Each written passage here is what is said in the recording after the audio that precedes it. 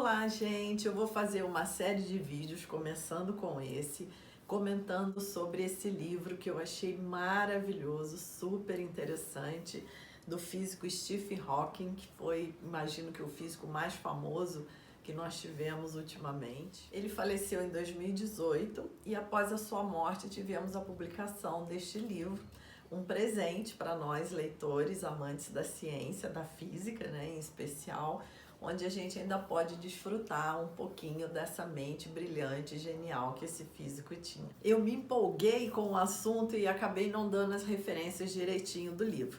O nome é Breves Respostas para Grandes Questões. Ele foi publicado pela editora Intrínseca. Então, ele traz aqui 6 perguntas, grandes perguntas, né? E ele dá respostas a essas perguntas. A primeira pergunta é: Deus existe? É o que nós vamos comentar nesse vídeo, segundo a perspectiva do genial Stephen Hawking. Então, para vocês se lembrarem quem é o Stephen Hawking, ele está aí na imagem para vocês.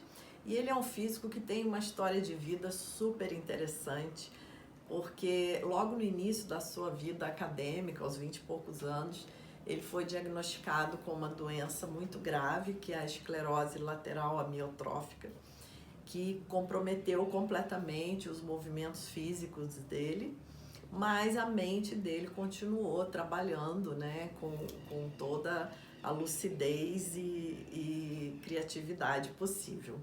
Tem o filme sobre a história dele, indico muito para vocês, A Teoria de Tudo, é um filme belíssimo, lindíssimo. E ele, como ser humano, era um exemplo de pessoa. Muito interessante, porque ele era um físico que a mente dele trabalhava no materialismo científico, né, que é o paradigma da ciência. Ele não acreditava em vida após a morte, mas mesmo assim ele era uma pessoa de muita sabedoria espiritual. Eu acho isso muito curioso, né? O que, a meu ver, torna ele uma pessoa mais especial ainda, né? Apesar dele não acreditar na continuidade da vida, não acreditar em reencarnação e essa questão toda do karma, mesmo assim ele era um exemplo de vida. O Eckhart Tolle, que é um grande autor, né, de livros como O Poder do Agora, O Despertar de uma Nova Consciência, ele conta em um de seus livros que ele encontrou com o Stephen Hawking certa vez num elevador, e ele olhou nos olhos do Stephen Hawking, ele lá completamente já paralisado na cadeira de rodas, e ele não viu a menor rejeição nos olhos do Stephen Hawking. Ele viu ali uma pessoa que aceitava completamente, ele estava completamente em paz com a questão de saúde dele, né? Então, e no livro ele fala várias vezes, né, sobre essa questão do estudo do universo, das conquistas dele na ciência, mas que nada disso teria o menor valor se não fosse a presença das pessoas que o amavam e as pessoas que ele amava. Então, é uma lição de vida, um físico, um grande físico genial e um ser humano espetacular. Ele começa a sua obra trazendo a reflexão de por que formular tais questões. Na verdade, desde que a humanidade existe, nós fazemos essas questões. Como tudo começou, qual o significado da vida, para onde vamos, né? São questões que nos inquietam desde que nós nos entendemos como seres. E a área de estudo que ele se especializou foi a cosmologia, mais precisamente o estudo de buracos negros. E ele diz que quando o nosso planeta, né, é visto de uma perspectiva do universo, da cosmologia, nós nos vemos como um todo, né? É um único planeta, uma única raça humana. Isso mostra uma igualdade entre todos nós. E ele coloca no livro, né, a sua intenção de ser uma voz que ecoe com as outras vozes que querem trazer soluções, que querem usar a ciência para trazer uma vida melhor para a gente, em todos os sentidos, não só na geração de tecnologia, né, mas usar a ciência num sentido sutil, num sentido que nos preencha também como seres humanos. Ele conta também que por conta da sua doença, ele acabou sendo uma pessoa que valorizava muito o tempo, pois ele sempre achava que poderia morrer a qualquer momento.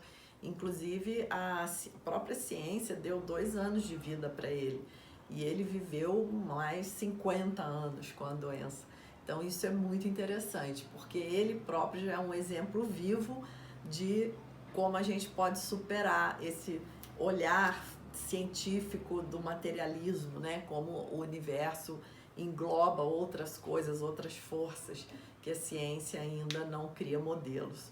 Mas ele termina essa introdução nos instigando para que sejamos corajosos, sejamos curiosos, determinados, que consigamos superar as probabilidades, e ele garante que isso é possível, com certeza.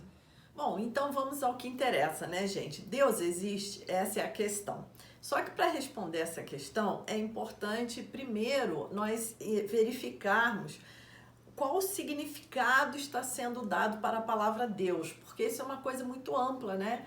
Existem significados muito pessoais, muito particulares, que cada ser atribui à ideia de um Deus. Então, nesse contexto do livro, o Stephen Hawking ele fala de Deus no significado de um senhor, né? Como se ele fosse um ser, né? Um senhor que está no céu, que dá as coisas ou não dá e manipula o universo conforme a sua vontade divina. Então, esse é o lado, né, que sempre chocou com a ciência, né? Essa é a perspectiva de Deus que dá um choque com a ciência, porque a questão fica da seguinte forma: se eu não tenho uma explicação científica, eu digo que foi Deus que criou. Se eu tenho uma explicação científica, eu não preciso apelar para a imagem de Deus. Então, parece que a questão religiosa, né, a questão de colocar um Deus, está muito vinculada à ignorância, de certa forma, né? Então, acaba se criando essa polaridade que, na verdade, é uma coisa desnecessária, né? Porque Einstein dizia: quero conhecer os pensamentos de Deus, o resto é detalhe. Né? Então, Einstein se referia a Deus como as leis do universo. Né? Então, Einstein ele entendia que, compreendendo as leis que regem o universo, ele estaria lendo os pensamentos de Deus. Então, ele pensava no Deus como uma força da natureza, como tinha um significado diferente, né, desse Deus como indivíduo, né, de certa forma. Então, nesse sentido, o Stephen Hawking diz que Deus não existe, porque ele vai falando sobre isso nessa primeira questão, ele vai explicando como as leis do universo já são conhecidas pela ciência. A única questão que ainda fica um pouco obscura seria do Big Bang, do nascimento do universo, né? Então, ali poderia se trazer a ideia de um Deus que deu origem ao universo. Mas ele mesmo refuta essa hipótese ao longo do texto, dizendo que, como no instante inicial do Big Bang começou o espaço e também começou o tempo, então não existia nada antes do Big Bang, né? Não teria como ter um ser que criou o Big Bang, pois tudo foi criado nesse momento inicial do Big Bang. São coisas abstratas para a nossa mente, né? A física moderna, ela exige um nível de abstração muito grande. Mas, enfim, Stephen Hawking acredita que mesmo esse momento inicial pode ser explicado pela ciência, o que não leva à necessidade da ideia de um Deus. Então, se você gostou desse vídeo, dê o seu joinha aí, compartilhe, escreva nos comentários o que você acha dessa questão tão polêmica, né? E aguarde o segundo vídeo, que vai ser justamente a resposta da questão como tudo começou. Então, te espero lá no próximo vídeo.